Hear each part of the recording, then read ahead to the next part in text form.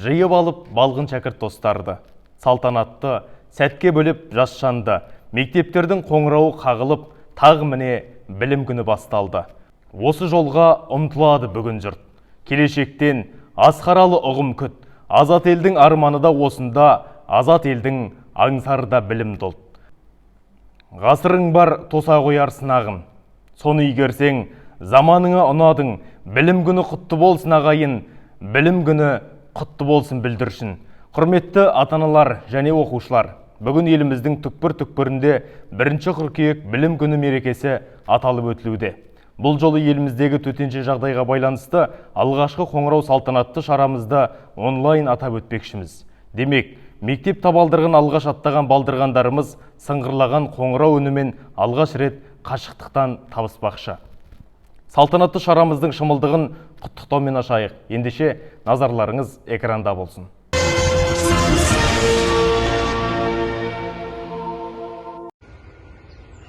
Бүгінгі алғашқы білім күнімен Ақшұқыр мектеп лицейі ұжымын, осы лицейді басқаратын Қаламқас Қалиқызын білім күнімен құттықтаймын. Алғашқы рет өтіп жатырған алыс қашықтықтан оқу тәжірибесі сәтті өтсін. Алдағы оқу жылдарыңыз табысты болсын. Биылғы оқу жылында, былтырғы оқу жылында 3 ауысымда осы мектеп лицей оқыған болса, енді осы жылы 2 ауысыммен мектеп жұмыс жасағалы жатыр. Сондықтан да Қаламқас Қалиқызы бұрынғы жетістіктерінің үстіне жетістіктеріңіз еселене түссін. Табысты жыл болсын. Құрметті ата-аналар, алғаш мектеп табалдырығын аттап жатқан 1 сыныптың бүлдіршіндері, баршаңызды биылғы оқу жылындағы білім күнімен құттықтаймын. Мектептің табалдырығын аттап жатқан қадамдарыңызға сәттілік тілеймін. Ата-аналар балаларыңыздың тардай болып кіріп, таудай болып шығып, өздеріне қажетті білім деңгейін Ақшұқыр мектебі лицейінің қабырғасынан алып шығып, үлкен азамат болуларына тілектеспін. Құрметті ата-аналар, биылғы оқу жылындағы алғашқы қоңырауымыз біздің онлайн форматта өтіп отыр.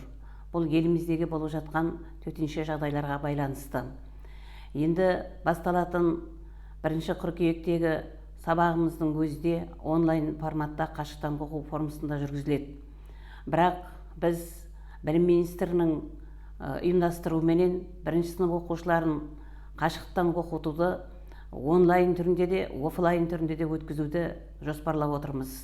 Яғни ата-аналар, сіздердің өздеріңіздің өтініштеріңізбенен, өздеріңіздің қалауларыңызбенен мектеп қабырғасынан біз 12 сыныпты 15 баладан бөліп кезекші сыныптар арқылы ұйымдастыруды бастап жатырмыз. Осы кезекші сыныптар арқылы ұйымдастырудың өзінде де біз санитарлық эпидемиологиялық жағдайлардың барлығын толық ата-ана, мұғалім, оқушы, мектеп болып сақтауымыз керек. Бізге ең басты құндылық баланың денсаулығы. Сондықтан үйде де, мектепте де біз баладан денсаулығына қатты мән беріп, санитарлық талаптардың барлығын ата-ана да, мұғалім де мүлтіксіз орындап, биылғы оқу жылындағы төтенше жағдайға байланысты ұйымдастырылып отырған кезекші сыныптар менен онлайн форматтағы сабақтарды үлкен абыроймен, үлкен жетістікпен алып шығамыз деген мен сіздерге сенім білдіремін. Біз онлайн оқу форматын 4-ші оқу тоқсанында бастадық. Бұл уақытта да сіздердің көптеген көмектеріңізбенен мектептің, мұғалімнің, оқушының, ата-ананың бірлескен жұмысының арқасында 4-ші оқу тоқсанындағы онлайн форматтағы оқыту жүйесін біз ойдағыдай алып шықтық. Енді мінекей биылғы оқу жылындағы басталып отырған осы онлайн форматтағы оқу жүйесінде өте жоғарғы деңгейдегі ұйымшылдықпен алып шығатынымызға сіздерге сенемін. Сондықтан жаңа оқу жылына сәттіліктер тілеймін. Балаларымыздың дені сау болып, өзіне қажетті білім деңгейін мектеп қабырғасынан алып шығуына тағы да тілектеспін. Құрметті ата-аналар, тағы да білім күні құтты болсын. Құрметті ұстаздар, ата-аналар, оқушылар, сіздерді ата-аналар атынан 1 қыркүйек білім күнімен, дәстүрлі жаңа оқу жылының басталуымен шын жүректен құттықтаймын. Әлемдік өркениетте бет алған қазақ елінің болашағы білім мен тәрбие алауын жатқан мектеппен тығыз байланысты. Биылғы жылдың ерекшелігі балалар мектеп қабырғасында емес, өз үйінде, өз шаңырағында бастағалы отыр. Бұл дегеніміз мұғалім мен мектеп пен ата-ананың екі жақты байланыстың өзара тығыз байланысқа түсетіні анық. Осы орайда алтын ұя мектептің білім қазығы мұғалімнің қадірін біз ата-аналар есімізге еселеп түсіретініміз анық. Абай атамыз айтқандай, адамның көңілі шын мейірленсе, білім ғылымның өзі де адамға мейірленіп тезірек қолға түседі деген екен. Сондықтан балаларымыздың білім жинауға қашанда асығып, болашақта озық ойлы, тәуелсіз еліміздің игілігі үшін еңбек ететін, ел кәдесіне жарататын, өрелі азамат болып жетілуіне тілектеспін. Бүгінгі таңдағы әлемді шарпыған індет елімізді айналып өтпеді. Осыған байланысты жоғарыда айтылғандай, 1 сынып қадам басқан балаларымыздың мектеп табалдырығын аттау сәті де кейінге шегеріліп отыр. Бұл қиын кезеңді де біз ата-аналар мектеп мұғалімдермен бірлесе отырып өткізетініміз анық. Осы орайда мектеп ұжымына, ата-аналарға баланы тұлға ету жолындағы ерен еңбегіңіз, асыл еңбегіңіздің жемісін көруге тілектеспін. Бүгінгі білім күні мерекесі құтты болсын. Мектеп табалдырығын алғаш аттағалы отырған жас бүлдіршіндер, қадамдарыңыз құтты болсын. Тарыдай болып кіріп, таудай азамат, білімді азамат болып шығуларыңызға тілектеспін. Сайын елді мекеніне көшіп келуіме байланысты, мен де 2 немеремді осы Ақшұқыр мектеп лицейіне орналастық. Өзім де 40 жыл бастауыш сынып мұғалім болып жұмыс жасадым. Енді құрметті ата-аналар, ұстаздар, біздің алдымызда үлкен жүк тұр. Мынау елімізге келген қиыншылық індетке байланысты қашықтан оқыту сізге де, мұғалімдерге де жеңіл болып тұрған жоқ. Сондықтан осы қиындықты бірлесіп жеңеміз деп ойлаймын. Тағы да мереке құтты болсын, балаларымыздың қадамы құтты болсын, сәт сапар барлығымызға сәттілік тілеймін. Құрметті ұстаздар қауымы, оқушылар, ата-аналар, сіздерді бүгінгі білім күнімен құттықтаймын. Жаңа оқу жылы балаларымызға жақсы жыл болсын. Жаңа оқу жылында бұрын соңды балаларымыз мектеп табалдырығында бір-бірін көріп мәре-сәре болып қарсы алатын, ендігі міне қазіргі елімізге төнген індетке байланысты үйде оқуына, яғни қашықтан оқуына тура келіп отыр. Сол себепті ата-ана болып, ұстаз болып балаларымызға барынша білім алуына көмектесіп, осы қауіпті індетті еңсереміз деген ойдамын. Келесі жылы, яғни келесі жылғы білім күнінде балаларымыз мектеп табалдырығына қайта оралып, бір-бірін амандықта көруіне тілектеспін.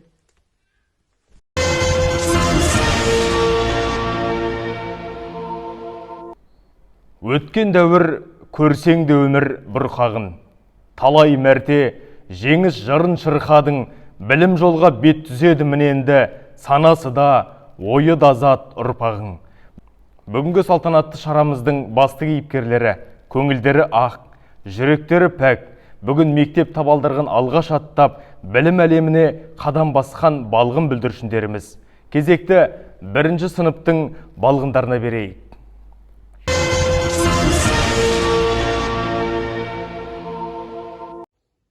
Сәлем саған мектебім, алғыстарым көп менің. Оқу білім, тәрбие ой санамай еткенім. Қуаныш бүгін мереке, шар шашып тұр әлем. Мектепке келген алғашқы жан досын саған мың сәлем. Шырылдаған тыным алмай, қоңыраудың үні қандай, мақсатына жетер адам оқу оқып білім алған. Қиындықтан өтуге, армандарға жетуге, білім алам ерінбей, еліме қызмет етуге, білім менің ертеңім, өсу үшін өркенім, үзем оқу айдындап, жайып білім желкенім. Өсті міне бойымыз, өсті міне ойымыз, қуанышқа ортақпыз, құтты болсын тойымыз, отан оқимыз ақын жырлар, оқимыз еңбек сырлар. Жиі болып балғын шәкірт достарды салтанатты сәтке болып жастанды. Мектептен қоңырау қағылып, міне тағы білім күні басталды.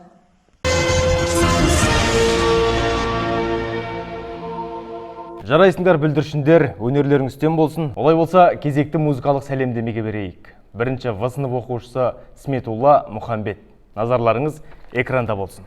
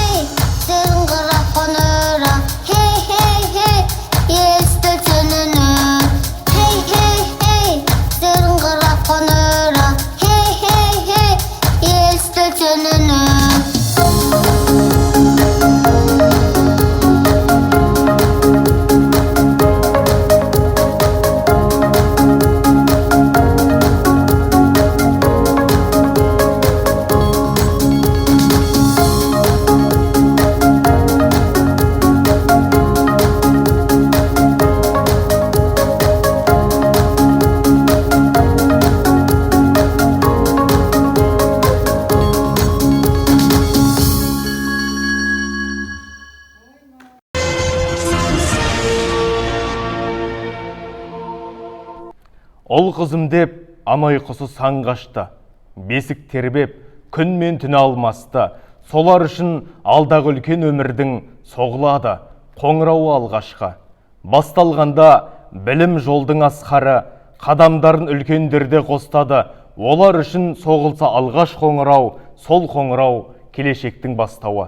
Бүгінгі салтанатты жиынның алғашқы қоңырауын соғу құрметі, бүгінгі салтанатты шарамыздың алғашқы қоңырауын соғу құрметі білім әлеміне алғаш қадам басқан бірінші сынып оқушылары Бекбосын Бегнұр, Кәдір Аянатқа ұсынылады.